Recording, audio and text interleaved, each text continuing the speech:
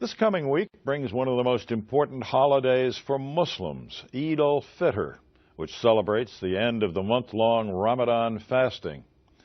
Today, Kim Lawton reports on one of the fastest-growing trends in the American Muslim community, Latinos converting to Islam. At the Islamic Center of Greater Miami, Wilfredo Amar Ruiz and his fellow Muslims are breaking their daily Ramadan fast with water, dates, mangoes, and other fruit. Ruiz was born in Puerto Rico and raised a Catholic, but he says in 2002, after the birth of his twins, he began searching for a new spiritual path. The following year, he converted to Islam. What attracted me the most was the simplicity of its theology. Islam is very simple. God is the creator, that's it. Today, Ruiz is an attorney with the Council on American Islamic Relations in Miami, and he's part of one of the fastest growing segments of Islam in the U.S., Latino Muslims. More and more Hispanics are embracing Islam, in part, Ruiz says, because they find a cultural familiarity that stretches back centuries to the Moors in Spain. Latinos soon reconnect with a hidden past. They say, Islam is not really that foreign to us. Islam is us, is part of us. 4,000 words from Spanish come from Arabic. Camisa, pantalón, tomate, ensalada.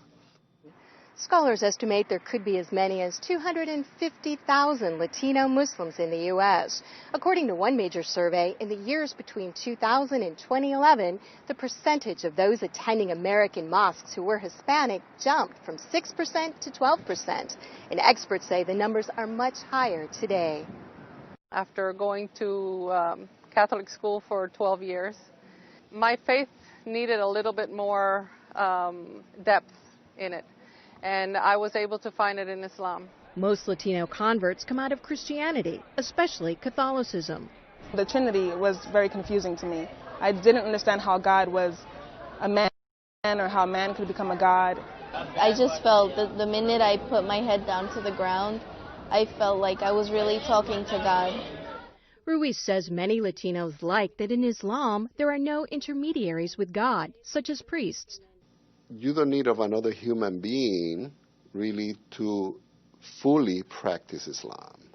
Even if you're alone in an island, your religion will be complete if you're Muslim. Hispanic Muslim converts can face a host of challenges, not least of which is the reactions from family and friends. Ruiz's mother didn't speak to him for months. She was hurt, probably. Why? Because she was the one that moved us to be in a Catholic school, be raised as Catholic. She herself was such a devout Catholic that probably she felt like hurt. Look, I did everything for my son to be a Catholic, good Catholic boy, and now he turns to be a Muslim. Ruiz's wife, Edamar Capella, grew up in a Puerto Rican Presbyterian family. Her family has been more accepting. I joke with my mom, and I tell her that you raised me as a Muslim, you just didn't know it. Because a lot of the values, most of them, I learned at home. And for them, it was like my pathway. That's her pathway. Let her follow it. Some Latinos have difficulty adapting to Islamic standards, such as no pork products or alcohol. The Latino culture is a party without alcohol. What do you do in I have people asking me, what do you do in a party if there's no alcohol? Capella has tried to make family recipes following Islamic rules. A lot of our recipes I had to work around and find a way of keep the taste, keep the flavors, but still I wanted them to taste Puerto Rican food, like Caribbean food, but without the pork. And it was a challenge, and I think I was pretty successful. A more serious challenge for Latino converts can be countering misperceptions about Muslims. I believe the challenge of adding another element of discrimination, like if we don't have enough, right? Ruiz says it can be a struggle trying to differentiate themselves from images of Islamic extremists often portrayed in the media.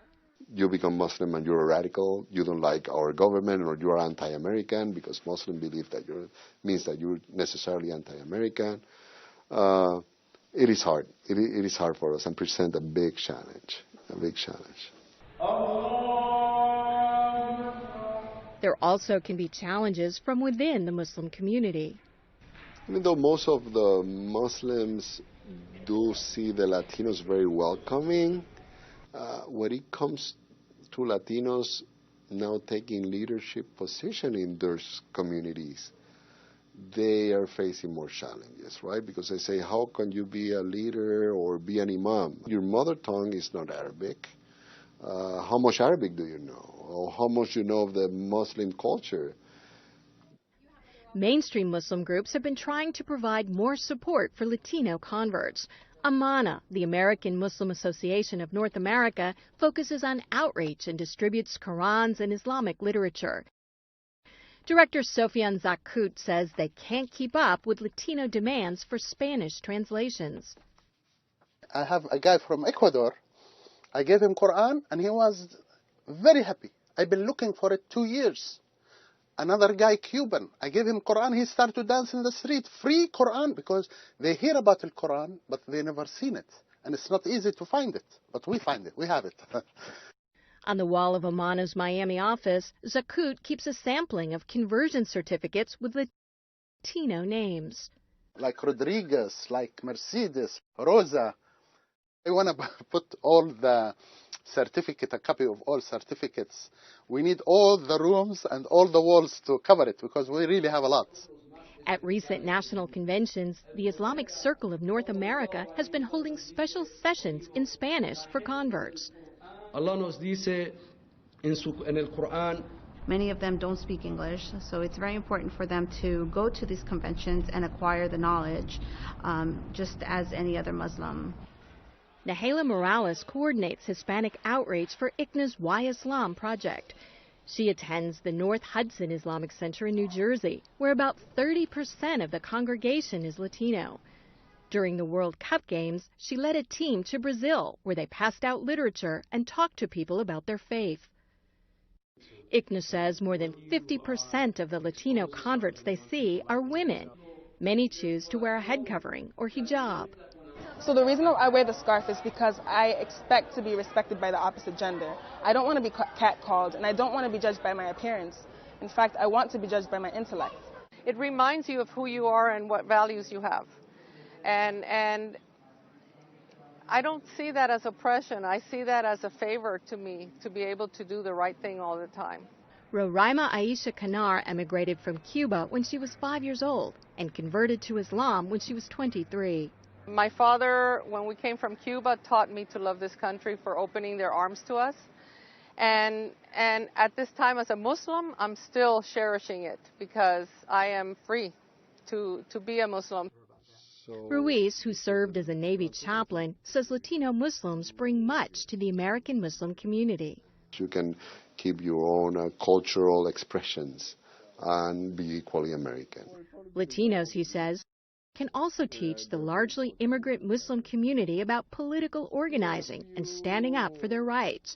He says because they face so many questions, Latino converts tend to be better educated about Islam than many from predominantly Islamic societies. I need to learn, not to a level to satisfy only my curiosity, but my family's curiosity as well, right? And I better be ready to answer their questions. Because otherwise I might not look good saying, hey, have you embraced a religion and you don't know this about your religion? At the end of the day, Ruiz believes any challenges Latino Muslims face diminish with the joy, he says, they find in Islam. Islam, what brings to most of the people is peace. People feel at peace first with themselves, of who they are and the way they have chosen, and at peace knowing what is the purpose of life. And that's something they want to spread throughout the Hispanic world. I'm Kim Lawton in Miami.